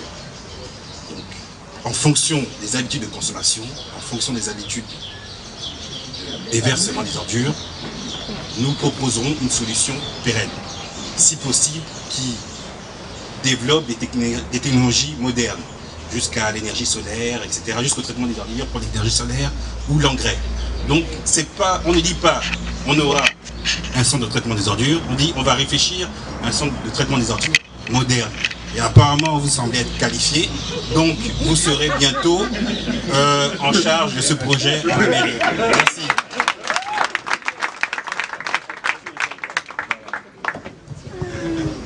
Merci Mathias. On va prendre 3 autres questions. Intervention. Encore Patrick. Je ne voudrais pas être insistant sur la question. Mais on a parlé de la chambre de commerce. La chambre de commerce, comme M. Gaspard nous a expliqué tout à l'heure, c'est un regroupement d'entreprises. Donc on va devoir solliciter ces entreprises-là. Et on sait très bien à qui appartiennent ces entreprises. Si eux ne veulent pas que ça existe, qu'est-ce que la mairie fera? Parce que s'ils sont de là-bas, ils sont du système et qu'ils disent qu'on ne fera pas ça pour aider l'UN, nous, on n'aura rien. Si on se base que sur la chambre de commerce. Donc j'aimerais juste un élément pour essayer de convaincre l'indécis, en fait. Celui-là qui hésite. Juste quelque chose qui puisse nous convaincre, s'il vous plaît.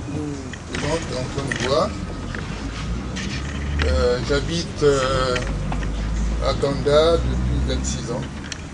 Vous l'avez compris, bien avant que cette localité ne soit érigée, oui, pardon, excusez-moi, ne soit érigée en commune. Je voudrais d'abord saluer le travail qui a été effectué par Jean Gaspard et ses colistiers. Je me répète peut-être, mais c'est une première dans notre pays que une équipe qui sollicite des suffrages se présente avec un projet, une réflexion très riche, qui comporte, comme toute œuvre humaine, quelques insuffisances, mais au moins nous avons un document qui est sous les yeux, que nous pouvons parcourir et que nous pouvons donc regarder et analyser, apporter nos contributions également. Et c'est dans ce sens que je voudrais dire un mot en ce qui concerne un volet, c'est le développement urbain, parce que c'est quand même quelque chose que je connais un peu. Et je souhaite que la nouvelle équipe regarde les choses de façon globale, à savoir plutôt mettre en place un plan directeur qui définit les grandes orientations en matière d'aménagement. Ça touche aussi bien l'environnement, l'habitat, le transport et l'assainissement. C'est vrai que dans le document qui a été diffusé, ces points font l'objet de traitement, mais de mon point de vue, ce n'est peut-être pas suffisamment approfondi. Et c'est vrai que c'est un sujet qui requiert aussi des compétences techniques, et je sais que avec Jean Gaspard et ses équipes, les moyens seront mis pour que cette étude qui est nécessaire pour un développement harmonieux d'Akanda soit effectivement lancée. Parce qu'en ces mêmes lieux, comme le disait Jean Gaspard tout à l'heure, mercredi dernier, à l'occasion de l'inauguration officielle du QG, ici, le Premier ministre Casimir Oyemba a rappelé qu'il y a 25 ans, ici, c'était la brousse.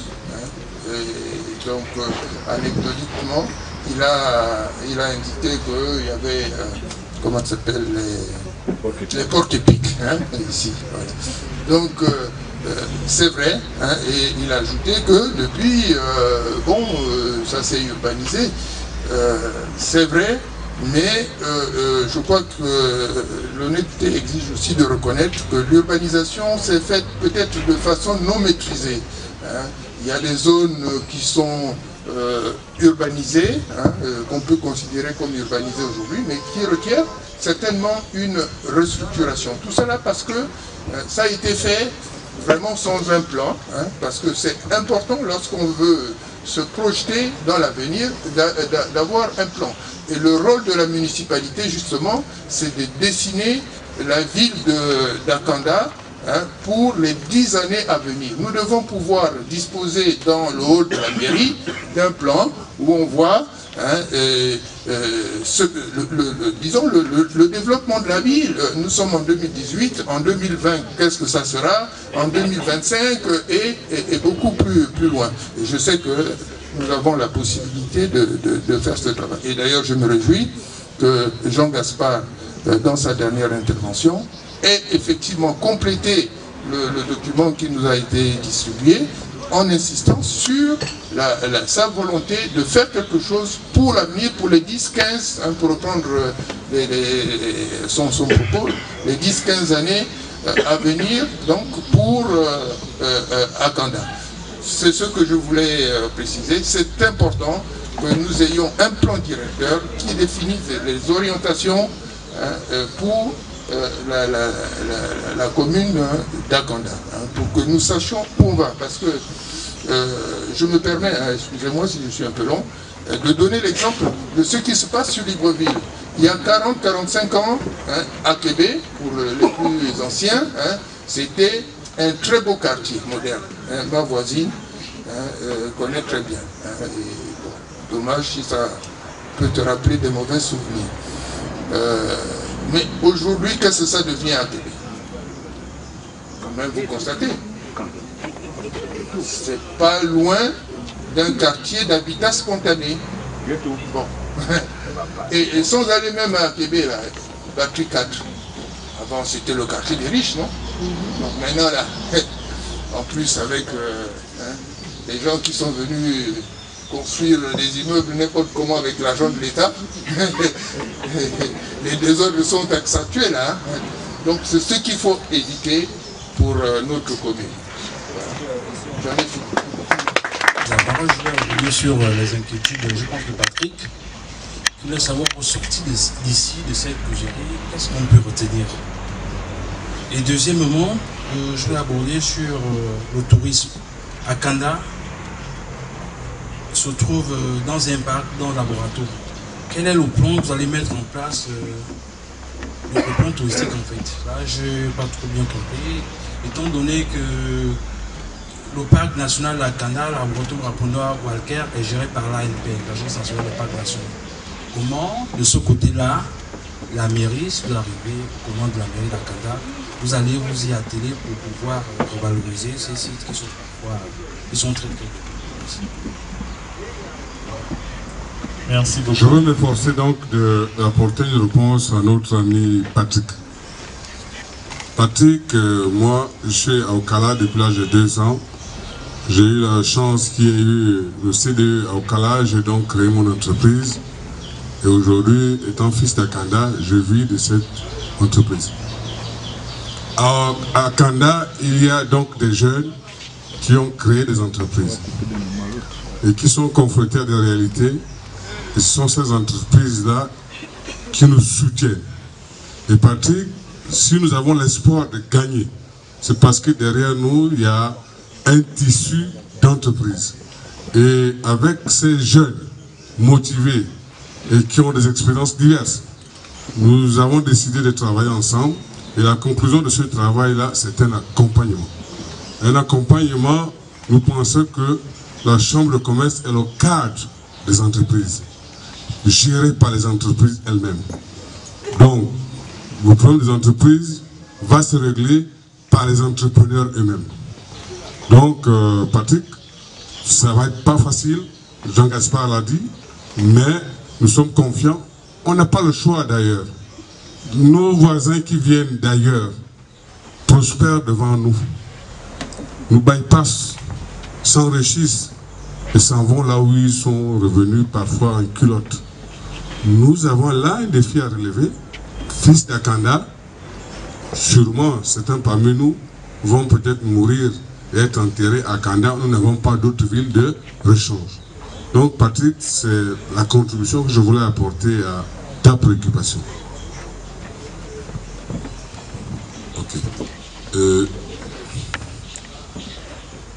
Sur la question du tourisme, vous sur la question de qu'est-ce qu'on va retenir au sortir ici. L'exemple du tourisme est le bon. Il faut savoir une chose. La mairie rend les services administratifs quotidiens aux populations. Ça, c'est ce que la mairie fait directement. Ce que la mairie doit aussi faire directement, mais qui ne lui est pas profitable directement, c'est de créer un cadre de développement de la commune. La mairie n'a pas développé le tourisme ici en ayant elle-même des établissements touristiques. Le seul projet touristique propre à la mairie, c'est celui de créer un office de tourisme. L'office de tourisme, en réalité, ce n'est ni plus ni moins qu'une maison ou un bureau qui vante et qui vend ce que la commune peut avoir comme offre de tourisme. Ici, les 3 offres naturelles de tourisme que nous avons sont les plages, l'arboretum Raponda-Walker et le parc. Ce qui importe, c'est de les rendre accessibles aux personnes qui veulent y aller, de les faire connaître à tout le monde, surtout au-delà même de la commune d'Akanda, et puis d'y permettre le développement d'activités. Si je prends les plages, c'est bien d'avoir détruit toutes les cabanes qui étaient à la Sablière. Mais moi je dis à une condition, qu'on les remplace par quelque chose d'aménageable. Pourquoi? Parce qu'en réalité, ce qui m'importe moi, c'est que les plages soient bien aménagées, que les commerçants y développent des activités. Ce qui est rentable, à la fin, c'est que des femmes et des hommes puissent créer au bord de la plage un ensemble de services et de prestations marchands qui leur permettront en fait de gagner leur vie et la ville s'enrichit. Moi je voudrais que de la même manière que nous tous les matins dans la semaine, on se lève à 5 h du matin pour aller travailler à Libreville, que ceux de Libreville aussi, le samedi et le dimanche, ils se lèvent pour venir dans nos plages, pour manger dans nos restaurants, pour nous faire gagner de l'argent comme on leur en fait gagner dans la semaine. Ce n'est pas que la mairie va maintenant dire qu'on a nos plages qui sont... Non, la mairie doit faire en sorte qu'autour des plages, aux abords des plages, il y ait des aménagements qui permettent le développement d'une activité. Prenons l'arboretum. Moi j'ai visité cet arboretum. Qu'est-ce qui est compliqué à l'arboretum? Les pistes ne sont pas entretenues. Si vous voulez aller à l'arboretum, il faut d'abord mettre des baskets, savoir qu'à un moment donné, peut-être qu'il y aura un pied dans l'eau et tout le reste. Mais il suffit de s'entendre avec les gens de l'arboretum pour leur dire, écoutez, il faut peut-être aménager cet arboretum. Moi, j'ai pris le contact. Vous avez ici des entreprises de bois comme Rougier qui vous disent, non, on est capable de fournir tout le bois qu'il faut pour aménager une piste en bois dans la forêt où les gens pourront se balader, même en talons aiguilles. À partir du moment où tout le monde pourra accéder à l'arboretum sans grand risque, les gens qui aiment marcher pourront aller marcher à l'arboretum. Il y aura beaucoup de visiteurs. S'il y a beaucoup de visiteurs, à la sortie de l'arboretum, on pourra installer des commerces qui feront en sorte qu'une activité économique se crée autour de l'arboretum. Tout cela ne coûte rien à la mairie. Ce qui est important, c'est de regarder ce qui peut être fait, quelles sont les initiatives qu'il y a à prendre et de les faire faire. Ce qui est important, c'est de permettre, je prends le cas, si on a une office du tourisme, beaucoup de gens ne savent pas le nombre de restaurants tenus par des jeunes Gabonais qui existent à Akanda et où on peut manger très bien. Si l'office de tourisme a un site internet où il présente qu'à Akanda, vous avez des restaurants où vous pouvez manger tel type de cuisine, tel type de cuisine, tel type de cuisine, vous trouverez des gens qui quitteront Libreville ou au Vendo en disant je vais changer d'air un peu aujourd'hui, je vais manger ce soir à Akanda. C'est ça, et ça c'est la mairie qui doit pouvoir le faire. La mairie doit pouvoir vanter les commerçants de sa commune pour que ces commerçants puissent avoir une plus grande visibilité. C'est l'office du tourisme ou la chambre de commerce qui ont vocation à faire ces choses-là et elles ne coûtent pas très cher. Elles ne coûtent pas très cher. Il faut vraiment qu'on se projette et qu'on arrête de penser que la mairie sera seulement un guichet où on vient, on dit bon, qu'est-ce qu'on a à la mairie aujourd'hui? On a des tomates, je prends les tomates. Non, la mairie doit pouvoir permettre à la commune et à la collectivité de faire les choses que les gens ne peuvent pas individuellement faire tout seul. Il est difficile pour un jeune restaurateur de vanter seul son restaurant. Mais il est plus facile pour une commune de vanter tous les restaurants de la commune. Il est facile pour la mairie de dire, écoutez, on va organiser chaque année une semaine de dégustation à Akanda où on va vanter nos restaurants, en faire la publicité et tout le monde dira, écoutez, cette année, cette semaine c'est la semaine de la dégustation à Akanda, donc moi cette semaine je vais aller manger à Akanda. Ce sont des choses comme ça. Il n'y a que la mairie qui peut permettre ce type de choses. Merci Jean-Gaspard. Je crois que de cette série, il n'y a aucune question en suspens. Juste rappeler aux uns et aux autres que M. Antoine Ngoua, qui est intervenu tout à l'heure par rapport au plan directeur, nous fera une proposition dans ce sens-là. Donc c'est une contribution que nous apprécions grandement. Merci encore. Je voudrais apporter un plus par rapport à la question de Patrick, c'est ça? Bon, Patrick, il faut déjà constater qu'à Akanda, il y a un certain nombre de choses qu'il n'y a pas. Je prends un exemple tout simple. On n'a pas de CNAMJS à Akanda. Donc nous, déjà dans notre programme, on a commencé déjà à identifier un certain nombre de manquements, par exemple dans les services publics qu'il n'y a pas, sur lesquels on peut travailler et on peut demander à l'État de faire venir ces services publics-là aux Akandais puisqu'on paye des impôts pour ça. Il n'y a pas de SCG à Akanda. Si vous voulez aller à la SCG, payer une facture, vous sortez d'Akanda, je ne sais pas, la plus proche, c'est Mbolo. Hein? Donc, vous voyez déjà un peu. Donc, il n'y a pas de caserne de sapeurs-pompiers à Akanda. S'il y a un incendie qui se déclare à Akanda, il faut appeler les pompiers qui viennent de Libreville ou peut-être d'Ovendo. Donc, c'est déjà un ensemble de services publics qu'on peut demander à installer sur place à Akanda. Et on a le droit de le demander vu que nous sommes des citoyens et nous payons des impôts pour ça. Et normalement, ça ne devrait rien nous coûter vu que ce sont des services publics. Donc là, on a par exemple la CNSS qui vient de s'installer, c'est bien. Mais on pourrait demander la CNAMJS, les sapeurs-pompiers. On n'a pas de poste à Akanda. La poste, c'est le service public. On n'a pas de poste. Donc, voilà déjà un ensemble de services, par exemple, que la mairie pourra demander. Il faut mettre ces services-là à la disposition des citoyens parce que ces citoyens payent des impôts et ils ont le droit d'avoir ces services-là à disposition. Bon. Là, je ne vais pas m'étendre. Il y a beaucoup de services qu'il n'y a pas. Okay? Mais je peux aussi t'ajouter ceci, que nous, on prévoit par exemple d'améliorer la condition de certaines infrastructures, comme les infrastructures publiques, les écoles. Il y a, bon, dans le deuxième arrondissement, malheureusement, il n'y a qu'une seule école publique. Okay? Mais nous, déjà, on prend l'engagement de tout faire pour pouvoir améliorer les conditions de ces établissements publics-là. Donc, on sait qu'il y a des toilettes, par exemple.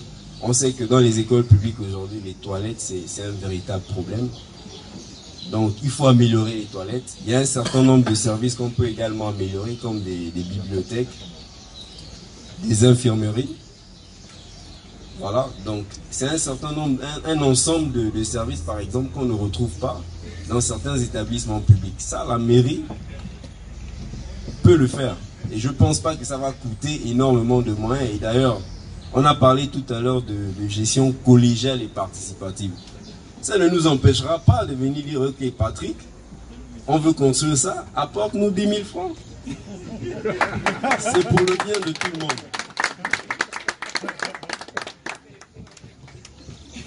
Merci.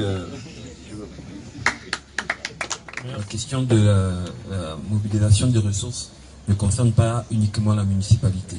Qu'elle soit de l'opposition ou bien du PDG senior, qui nous manquait des salles de classe. Je crois que c'est même la raison pour laquelle les Gabonais sont allés massivement voter en 2016 pour véritablement qu'il y ait le changement avec le résultat que vous connaissez, qui n'est pas encore effectif, mais tout ça c'est dans la prière.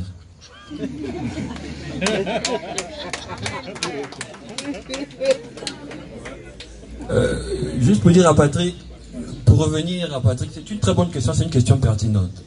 Ma logique, à moi, quand je discute avec les autres membres, les autres potentiels conseillers municipaux, ce n'est pas nécessairement d'avoir la bonne réponse et d'avoir la bonne contribution. Voilà pourquoi, tout à l'heure, Naël Mevingo qui est là, a été drafté, et l'autre, notre grand frère là-bas a également été drafté, et c'est la logique qui a accompagné, je crois, Jean Gaspard depuis le début. C'est-à-dire que dans cette opération de sensibilisation nationale, pour qu'on s'approprie notre propre liberté, il va falloir identifier les personnes. Moi, je voudrais que effectivement tu intègres, si c'est possible, ce cadre-là où on cherche réellement à avoir les contributions qu'il faut pour faire avancer le projet municipal. Notre conseil municipal, le conseil municipal que nous voulons mettre en place, il réfléchit déjà. Nous, on est simplement candidat, mais bon, vous savez, en matière de sécurité, on ne dit pas tout. Parce que quand on dit tout, l'adversaire en face, voilà, c'est au cache-cache. Donc merci Patrick. En matière de sécurité, le projet que nous voulons mettre en place est un projet essentiellement complet. Nous devons discuter avec les autorités en place. D'ailleurs, la sécurité est essentielle, nous voulons prendre le pouvoir. Nous avons le 6 octobre notre candidat à la députation qui, pour un gouvernement de l'opposition gabonaise, va réfléchir à toutes ces questions-là. Je te remercie.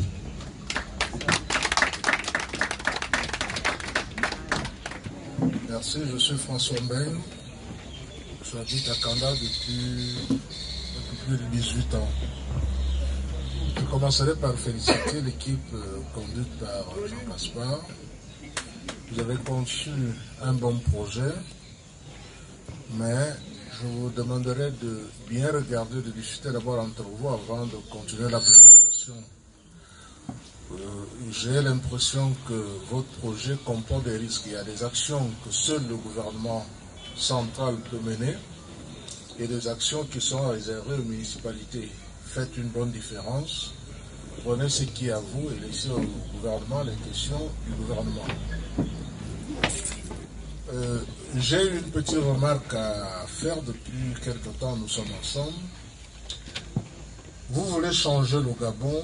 Si vous voulez changer le Gabon, changez vos mentalités. Quand vous dites, vous invitez les gens à 15h, soyez vous-même à 14h30 et qu'à 15h, effectivement, les choses commencent. Parce que nous avons beaucoup de choses à faire dans nos vies. Tous les jours, vous commencez avec 45 minutes, 1 heure de retard, ce n'est pas bien. C'est que vous ne voulez pas changer. Vous changez à la bouche, mais le cœur est resté au PDG ancré. Oh non! Autre chose, dans votre projet, vous avez développé pas mal de choses, mais il me semble que vous avez peut-être oublié ou je n'ai pas bien compris, vous n'avez pas parlé du projet, des aspects concernant l'employabilité des jeunes. Essayez de réfléchir là-dessus parce que c'est un problème crucial. Vous voulez amener de nouvelles écoles, mais les jeunes qui seront formés vont travailler où? Ou ceux qui sont actuellement en chômage. Ça voudrait dire aussi que les jeunes qui font partie de cette équipe, c'est à vous, Livoire, d'appeler vos confrères et vos consoeurs de manière à ce que votre équipe soit suffisamment soutenue par des jeunes de votre âge. Parce que la situation de l'extérieur n'est pas du tout reluisante. Nous sommes aujourd'hui en septembre, les recettes budgétaires sont en chute libre. On ne sait pas si d'ici décembre les choses vont tenir. Bon, Dieu est avec nous, mais il vous revient à vous les jeunes de réfléchir là-dessus et sérieusement. Je souhaiterais aussi que vous essayiez d'avoir un regard sur les problèmes fixés par les organismes des Nations Unies qui concernent l'agenda 2030, je crois, concernant le développement durable et les objectifs de développement. Donc là aussi, essayez de regarder qu'est-ce qu'on peut faire parce que la gestion d'une commune moderne vous impose un certain nombre de choses qui sont incluses là-dedans. Voici au stade actuel les petites choses que je pourrais dire. Merci.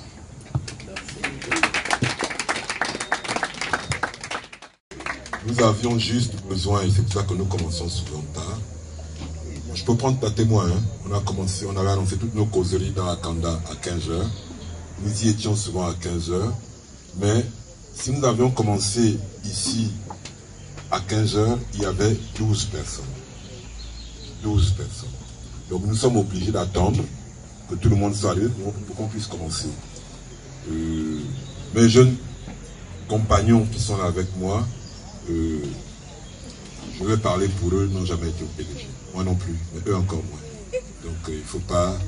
Ils peuvent avoir des travers, mais ils ne sont pas rattachés avec le PDG. Merci. Bon, sur les préoccupations qui ont été posées, la première, oui, on sait ce qui est du domaine. On sait distinguer ce qui est du domaine de la collectivité locale, donc de la commune, de ce qui est du domaine de l'État. Mais il y a une chose qui est clairement du domaine de la collectivité locale. C'est de défendre ses administrés. Et on va prendre un terme consacré, partout où besoin est. C'est-à-dire que même seul, vous êtes habitant d'Akanda, vous ne pouvez pas affronter l'État. Mais la municipalité peut affronter l'État dans une question qui vous préoccupe. Première chose. Deuxième chose, il y a des domaines, on va dire, partagés. La question de l'éducation est une question qui relève de l'État. Mais le confort scolaire ne relève pas de l'État seul. André lui disait tout à l'heure, la mairie, si elle constate que les enfants n'ont pas de toilettes à l'école, peut se proposer de construire des toilettes. Mais à aucun moment, la mairie ne dira, on va refonder les programmes scolaires. Ce n'est pas de sa compétence. À aucun moment, la mairie ne dira, on va affecter les enseignants. Ce n'est pas de sa compétence. Donc nous faisons bien le distinguo.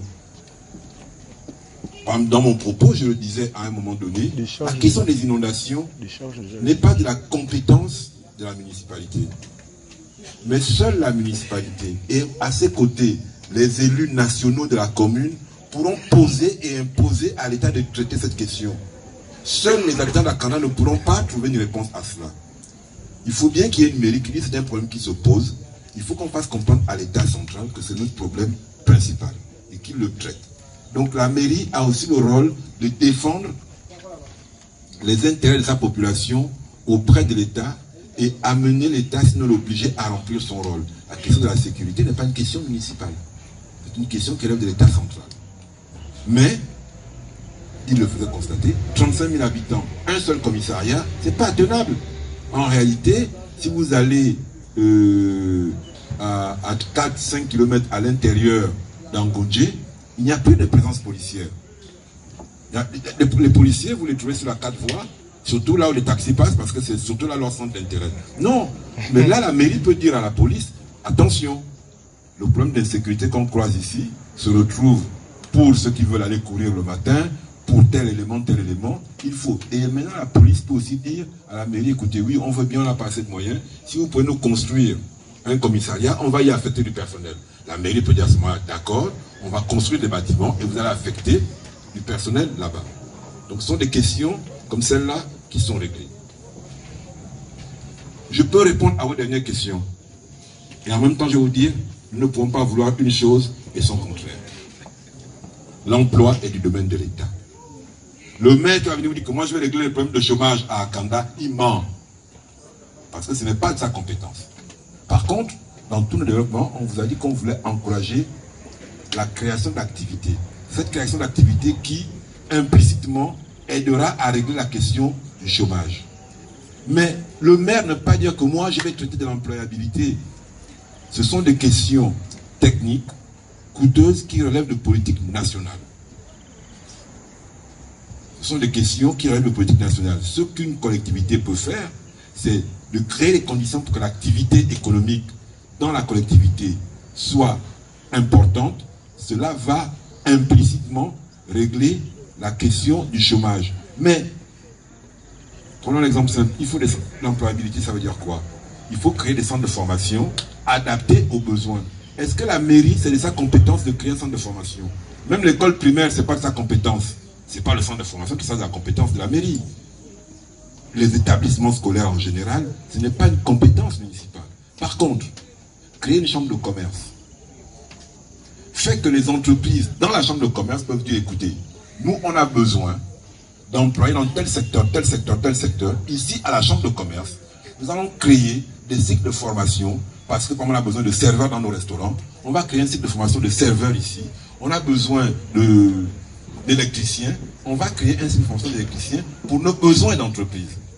Ce n'est pas la mairie qui le fera, mais parce que la mairie a créé les conditions d'une chambre de commerce, elle va créer les conditions pour que les entreprises puissent elles-mêmes trouver des réponses à leurs besoins en ressources humaines. Pareil pour les objectifs des OMD. Les objectifs du développement, le partenaire des Nations Unies, c'est l'État. Celui qui doit en répondre, c'est l'État. C'est même à l'État de dire aux collectivités locales, ça c'est votre part de travail. Et voilà les moyens que nous vous donnons pour remplir votre part de travail. Parce que les objectifs du développement, pour ceux qui ne savent pas, ce sont les grandes messes qui se passent à New York, et où on dit, bon, il faudrait qu'en l'an 2030, le taux de mortalité infantile soit à tel niveau, le taux d'alphabétisation soit à tel niveau, l'urbanisme soit à tel niveau, l'accès à l'eau soit à tel niveau. Ce sont des objectifs globaux qui sont fixés d'abord à chaque État. Et maintenant, à l'intérieur du pays, quand l'État fait sa cartographie, on dit, écoutez, si on va atteindre ça, il faut que dans la commune d'Akanda, vous atteigniez tel objectif. Et pour ça, on va vous donner tel moyen. Mais le pilote des OMD, ce n'est pas la commune d'Akanda. La seule chose pour laquelle la commune d'Akanda va se battre, c'est le bien-être et, j'ose dire, le bonheur des habitants d'Akanda. Les questions très très importantes, l'État les règle et à la limite exige à la commune que vous devez suivre telle voie, telle voie, telle voie. Je vous en donne les moyens et à ce moment-là, la commune s'exécute. Avec minimum de coûts ou zéro coût pour la municipalité. Nous avons une grande proposition de M. Antoine Bois qui est de nous aider dans l'élaboration d'un plan directeur. Okay. Et la problématique de la sécurité n'a pas manqué au rendez-vous. Les dernières questions touchaient notamment sur l'aspect de l'offre de l'emploi. Okay. Et là, nous avions dit que c'était l'emploi, généralement, c'est un problème qui se règle au niveau de l'État. Cependant, nous encourageons dans notre programme la création d'entreprises qui devait être une réponse à cette problématique-là. Je crois que c'est tout ce que j'ai pu retenir. 2 heures de débat. C'est un point extrêmement important que je n'ai pas mentionné. La personne se lève et puis le donne tout de suite. Sinon, je nous invite tous à une collation.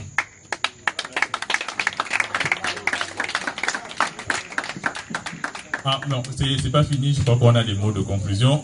Nazer d'abord, après Jean Gaspard. Ce fut depuis quelques mois un réel plaisir. Le plaisir de travailler avec des jeunes frères de haute obédience, l'Union nationale, la société civile, et le 8 septembre avec un accord entre nos chefs,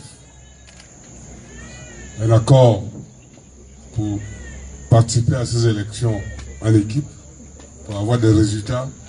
Donc c'est toute une fierté. Cela dit, ce soir, au nom de l'équipe et à mon nom personnel, j'ai envie de dire que j'étais très heureux. Avant de laisser la parole à la tête des listes, vraiment, celui qui veut, celui qui pense que ces échanges ont été très importants, on va indiquer un endroit, il laisse son numéro de téléphone, un numéro qui passe sur WhatsApp, des informations qui vont se poursuivre pourront être envoyées de son côté. Nous voulons garder cette amitié-là, cette relation-là, parce que cette maison, elle est ouverte. C'est une maison qui est la nôtre, mais qui est aussi la vôtre. Cette campagne va être difficile. Nous ne sommes rien sans vous. Nous comptons sur vous. Nous faisons en sorte que la caravane que nous avons démarrée, simplement, mais avec un grand thème, le Gabon, les élections. Nous en sommes à quelques semaines. Il y aura donc le 6 octobre, 2 élections importantes pour notre pays. La première, c'est celle qui décide de l'avenir du pays. L'Assemblée nationale gabonaise va être renouvelée le 6 et le 27. Le 27, nous, on n'en veut pas. Nous, on veut en finir le 6 octobre 2018. C'est celle qui va influencer le projet que nous mettons en place pour la commune d'Akanda. C'est une élection aussi qui va se passer le 6. Le 6, simplement, héritage et modernité que je représente, demande donc aux Akandais de manifester le maximum de volonté, faire en sorte que le vote soit massif. Ces gens-là ont vendu des terrains, ils se sont battus entre eux, ils nous ont perdu du temps, virons-les. Nous avons l'occasion. Donc, que l'assistance laisse chacun librement un numéro de téléphone pour nous permettre de communiquer avec vous. Que cette maison, gérée par une grande sœur, une colissière, une dame de cœur, sera là pour vous recevoir. Elle sera là tous les matins, tous les soirs s'il faut, pour vous. Donc n'hésitez pas, chères sœurs, chers frères, c'est votre maison. Je vais laisser la parole à l'autre tête de liste. Je pense que sur le plan politique, c'est une belle aventure que de travailler avec M. Untoutoum Aïe Jean Gaspard.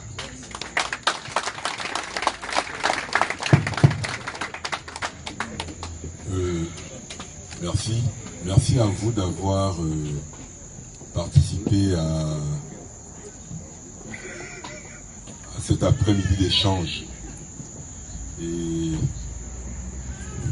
Pierre qui est assis au fond pourra en témoigner parce que nous sommes du même parti politique. Ce que nous venons de faire cet après-midi me réconcilie avec un pari que j'ai fait dans la manière à laquelle j'ai choisi d'aborder les questions politiques. Entre nous, on appelle ça le kounabélisme. J'ai dit, mettons un peu le kounabélisme de côté. J'ai le plus grand respect pour chacune et chacun de mes compatriotes. Et je pense que faire la politique, c'est s'asseoir pour regarder les problèmes qu'on a dans la cité où on vit et essayer de trouver des réponses. Faire la politique, ce n'est pas venir me mettre sur une estrade pour dire que je suis le plus beau, vous habiller avec des t-shirts à mon visage et puis vous demander d'applaudir quand Nazaire vous dit d'applaudir. Ça, pour moi, ce n'est pas vous respecter. Vous respecter, c'est d'accepter cet exercice qui peut paraître pour certains déplaisant, inutile, de dire, discutons un peu des problèmes qu'on a. Essayons un peu de voir comment est-ce qu'on peut les résoudre. Nous voulons être au conseil municipal de la commune d'Akanda pour être à votre service, pour être vos obligés, pour régler vos problèmes, pas pour être vos chefs. J'ai souvent dit aux gens que ce qui m'a le plus choqué depuis que cette municipalité s'est installée, c'est que je n'ai jamais croisé le maire dans la rue. Je n'ai jamais croisé le maire, même par hasard, dans la rue d'Akanda. Un maire, il doit marcher, regarder quand il y a une inondation, c'est le premier qu'on doit, même à 4 h du matin, à côté de celui dont la maison s'inonde, même en l'aidant à porter ses affaires, à soulever les meubles et tout le reste. Parce que il a accepté, sans que personne ne lui oblige, à se mettre au service des siens.